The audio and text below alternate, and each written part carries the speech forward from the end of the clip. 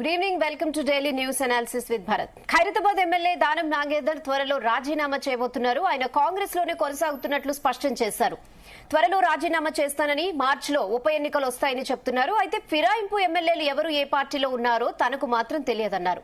Danam Nagender speaker విచారణను ఇంకా ఎదుర్కొనే లేదు. ఈ నేపథ్యంలో ఆయన రాజీనామా టాపిక్ ఇప్పుడు హాట్ గా మారింది.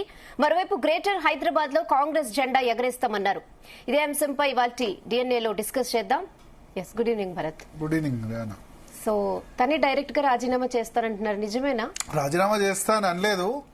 ఆయన అన్నది ఏంటంటే నేను కాంగ్రెస్ లోనే ఉన్నా, మిగతా ఎమ్మెల్యేల సంగతి నాకు తెలియదు అన్నారు.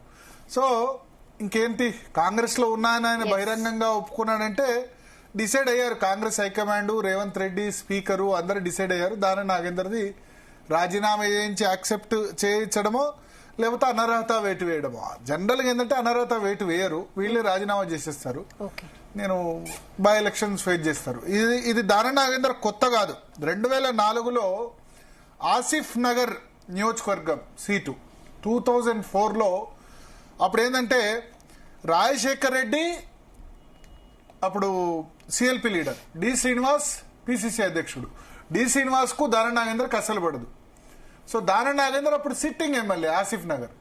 కానీ మోస్ట్లీ టికెట్స్ అన్ని కూడా రాజశేఖర రెడ్డి వర్గానికి వచ్చాయి, కొన్ని డి శ్రీనివాస్ వర్గానికి కూడా వచ్చాయి. సో దానం నాగేందర్ కు డి శ్రీనివాస్ పడదు, సేమ్ సామాజిక వర్గం, మున్నూరు కాపు సామాజిక వర్గం. దానం నాగేందర్ కి అప్పుడు ఏం చేశారంటే సికింద్రాబాద్ ఎంపీ టికెట్ ఇచ్చారు.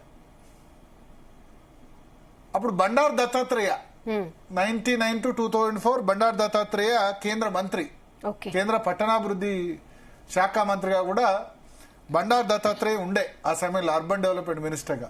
సో బండారు దత్తాత్రేయను ఓడగొట్టడం దాదాపు అసాధ్యం, ఎందుకంటే ఆయన పాన్ షాప్ ఓపెనింగ్ పిలిచినా పోతాడు, పబ్లిక్ తో అంతా కలివిడిగా ఉంటాడని ఉండే. సో దానం నాగేందర్ అప్పుడు టికెట్ తీసుకోలేదు సికింద్రాబాద్ పార్లమెంట్. నాకు వద్దు సికింద్రాబాద్ పార్లమెంట్, నా ఆసిఫ్ నగర్ టికెట్ నాకు ఇమ్మంటే ఎందుకు అని చెప్పి ఇవ్వకపోతే అప్పుడు అంజన్ కుమార్ యాదవ్ ను ఎంపీ క్యాండిడేట్ గా సెలెక్ట్ చేశారు. సో దానం నాగేందర్ రాజశేఖర రెడ్డి వర్గీయుడు, అప్పుడు తెలుగుదేశం పార్టీలోకి జంప్ అయ్యాడు. ఎలక్షన్ ముందు ఎంపీ జంప్ అయ్యి తెలుగుదేశం పార్టీ టికెట్ అప్పటికి డీలిమిటేషన్ కాలేదు. సో ఆసిఫ్ నగర్ అంటే నాంపల్లి నియోజకవర్గం దాదాపు వస్తుంది, కొంత హిందూ ముస్లిం కలయిక ఉంటుంది. ఇప్పుడున్న నాంపల్లి నియోజకవర్గం అనుకోవచ్చు. పీజేఆర్ కూడా అప్పుడు బతుకుండు. పీజేఆర్ ఖైరతాబాద్ పెద్ద నియోజకవర్గం. ఇప్పుడు ఖైరతాబాద్, అప్పుడు ఖైరతాబాద్ నియోజకవర్గం అంటే ఖైరతాబాద్, షేర్లింగపల్లి, కూకట్పల్లి చాలా పెద్ద నియోజకవర్గం. అప్పుడులోనే 8 లక్షల మంది ఓట్లు ఉండేవాళ్ళు. సో దానం నాగేందర్ అప్పుడు ఏం చేశాయంటే ఎన్నికలకు ముందు సికింద్రాబాద్ ఎంపీ టికెట్ అయితే వద్దు, నాకు ఆసిఫ్ నగర్ టికెట్ ఇమ్మంటే సికింద్రాబాద్ అంటే ఆసిఫ్ నగర్ టికెట్ వేరే వాళ్ళకి ఇచ్చేశారు. అప్పుడు అంజన్ కుమార్ యాదవ్ ను సికింద్రాబాద్ పార్లమెంట్ గా నిలబెడితే దానం నాగేందర్ జంప్ చేసి చంద్రబాబు నాయుడు టీడీపీలో జాయిన్ అయ్యాడు. అయితే దానం నాగేందర్ ఆసిఫ్ నగర్ ఎమ్మెల్యేగా గెలిచాడు. రాష్ట్రంలోనేమో చంద్రబాబు ఓడిపోయి 47 సీట్లే వచ్చాయి ఉమ్మడి రాష్ట్రంలో. రాజశేఖర రెడ్డి ముఖ్యమంత్రి అయిపోయినాడు. రాజశేఖర రెడ్డికి దానం నాగేందర్ అత్యంత సన్నిహితుడు. సో రాజశేఖర రెడ్డి కూడా దానం నాగేందర్ కు టికెట్ ఇప్పించలేకపోయినాడు. 294 సీట్స్ ఉంటే అన్ని సిఎల్పి లీడర్ రాజశేఖర రెడ్డి చెప్పిన వాళ్ళకి ఇవ్వరు కదా, కొన్ని డి శ్రీనివాస్కి ఇస్తారు, కొన్ని రాజశేఖర రెడ్డికి ఇస్తారు. సో అప్పుడు దానం నాగేందర్ ఏమో సంశయంలో పడ్డాడు. తెలుగుదేశం పార్టీ చంద్రబాబు నాయుడు తరఫున గెలిచాడు, అధికారంలోనేమో రాజశేఖర రెడ్డి వచ్చింది. అప్పుడు ఈ ఫార్ములా లేదు, గెలిస్తే గిట ఆ పార్టీ ఈ జంపింగ్లు అవన్నీ 2006-2007 తర్వాత వచ్చాయి. సో రాజశేఖర రెడ్డి ఏంటంటే రిజైన్ చేసే నువ్వు, నీకు మంత్రి పదవి ఇస్తా అని. హైదరాబాద్ లో మంత్రి పదవి ఎవరికి ఇవ్వలేదు, హైదరాబాద్ జిల్లాలో పీజేఆర్ కి ఇవ్వలేదు, మరీశ్వర్ రెడ్డికి ఇవ్వలేదు. ఫస్ట్ టర్మ్ లో అంటే ఫస్ట్ విడతలో 26 మందికి మంత్రి పదవి ఇచ్చాడు. 3 years వరకు హైదరాబాద్ లో ఎవరికి మంత్రి పదవి లేదు రాజశేఖర రెడ్డి హయాంలో. సో దానం నాగేందర్ రిజైన్ చేసి కాంగ్రెస్ తరఫున మళ్ళీ పోటీ అన్నాడు. రిజైన్ చేశాడు, మళ్ళీ పోటీ చేశాడు. టీడీపీ గెలవలే, కాంగ్రెస్ గెలవలే, మధ్యలో ఎంఐఎం గెలిచింది. సో అప్పుడు ఎంఐఎం కు రాజశేఖర రెడ్డికి ఇంకా అండర్స్టాండింగ్ రాలే, దీని తర్వాత అండర్స్టాండింగ్ వచ్చింది. సో దానం నాగేందర్ మళ్ళీ కాంగ్రెస్ తరఫున పోటీ చేశాడు కానీ ఓడిపోయినాడు. మధ్యలో టీడీపీ కూడా గెలవలే, కాంగ్రెస్ గెలవలే, ఎంఐఎం ఎందుకంటే అది నాంపల్లి సీటు, ముస్లిం ఓట్స్ ఎక్కువ ఉంటాయి, కొద్ది ఓట్లతో దానం నాగేందర్ ఓడిపోయినాడు, ఎంఐఎం గెలిచింది. సో ఇది మళ్ళీ సెకండ్ టైం ఇట్లా. అంటే ఇప్పుడు ఆయన టీడీపీ 2009లో మళ్ళీ కాంగ్రెస్ పార్టీ తరఫున పోటీ చేశారు, గెలిచారు. గెలిచిన తర్వాత రాజశేఖర రెడ్డి మంత్రివర్గంలో ఫస్ట్ టర్మ్ లో రాజశేఖర రెడ్డి కోటను సాక్రిఫైస్ చేశాడు కదా ఎమ్మెల్యే సీటు, అందుకని దానం నాగేందర్ మొట్టమొదటి మంత్రివర్గంలోకి తీసుకున్నాడు. రాజశేఖర రెడ్డి. కానీ రాజశేఖర రెడ్డి 3 నెలలకే చనిపోయినారు. చనిపోయిన తర్వాత సరే 2014 వరకు కంటిన్యూ అయ్యారు. 14లో ఖైరతాబాద్ ఎమ్మెల్యేగా పోటీ చేస్తే దానం నాగేందర్ ఓడిపోయినారు.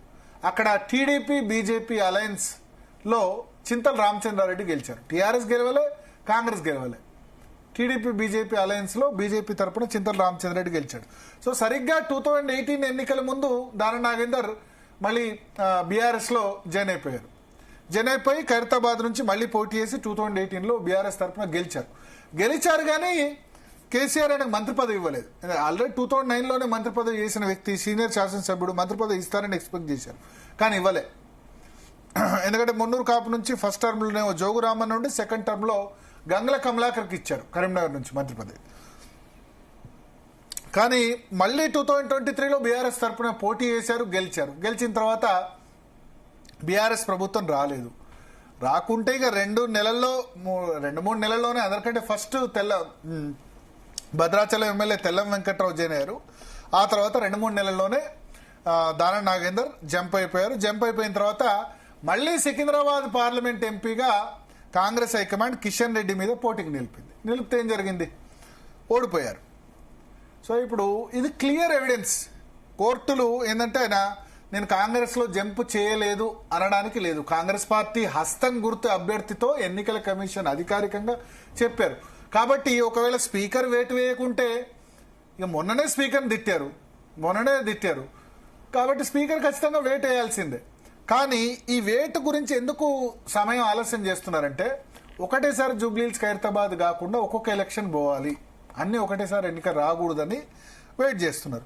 సో అందులో భాగంగానే ఇప్పుడు దానం నాగేందర్ సంబంధించి ఇప్పుడు మార్చ్ ఏప్రిల్లో తమిళనాడు, కేరళ, అస్సాం, పుదుచ్చేరి, మిజోరాం ఈ 5 రాష్ట్రాల్లో ఎన్నికలు ఉన్నాయి.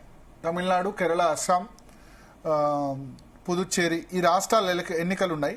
వాటికి మార్చ్ ఏప్రిల్లో వెస్ట్ బెంగాల్ ఆల్సో ఎన్నికలు ఉన్నాయి. సో ఈ 5 రాష్ట్రాల ఎన్నికలు జరిగేలా బహుశా చేస్తారు.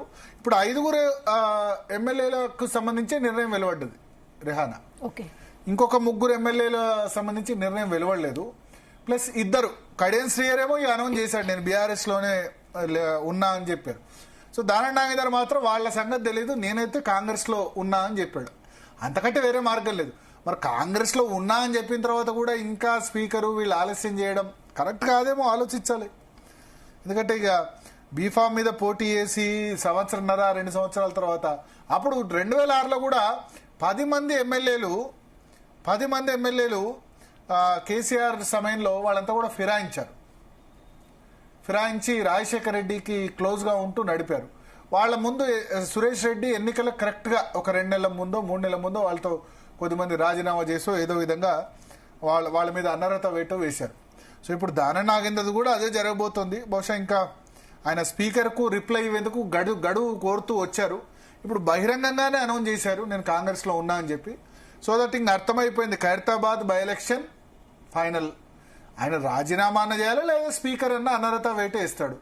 అయితే ఇంతకాలం స్పీకర్ ఏం చెప్తూ వచ్చారు, ఇప్పుడు దానం నాగేందర్, కడియం శ్రీహరి మరింత సమయం కోరారు జవాబు చెప్పేందుకు అని చెప్పారు. ఇప్పుడు 5 మాత్రమే చెప్పారు, ఇంకా 3 అనౌన్స్ చేయలేదు. ఎందుకంటే సుప్రీంకోర్టు మెడ మీద కత్తి వేలాడుతుంది. ఆల్రెడీ స్పీకర్ని కామెంట్ చేసింది, మీరు ఏదో ఒక నిర్ణయం తీసుకోండి, 3 నెలల లోపు అని చెప్పింది. 3 నెలలని ఇంకో 2 నెలలు, అక్టోబర్ 31 అయిపోయింది. అక్టోబర్ అయితే ఇప్పుడు నవంబర్ అయిపోతుంది, డిసెంబర్ కూడా అయిపోతుంది. 5 మీద నిర్ణయం తీసుకొని ఇంకో 3కి టైం పడుతుంది నాకు అని స్పీకర్ చెప్తే మళ్ళోసారి తిట్లు తింటాడు. అంతే, సుప్రీంకోర్టులో మళ్ళోసారి తిడతారు.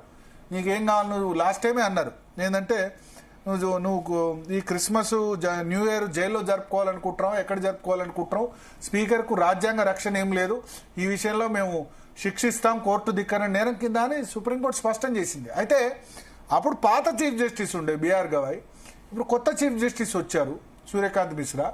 సో జడ్జి మారితే గనక ఆయన కొంచెం గతంలో ఇచ్చిన అంత టెంపర్మెంట్ ఉండదని బహుశా ప్రభుత్వం వీళ్ళు భావిస్తూ ఉండొచ్చు.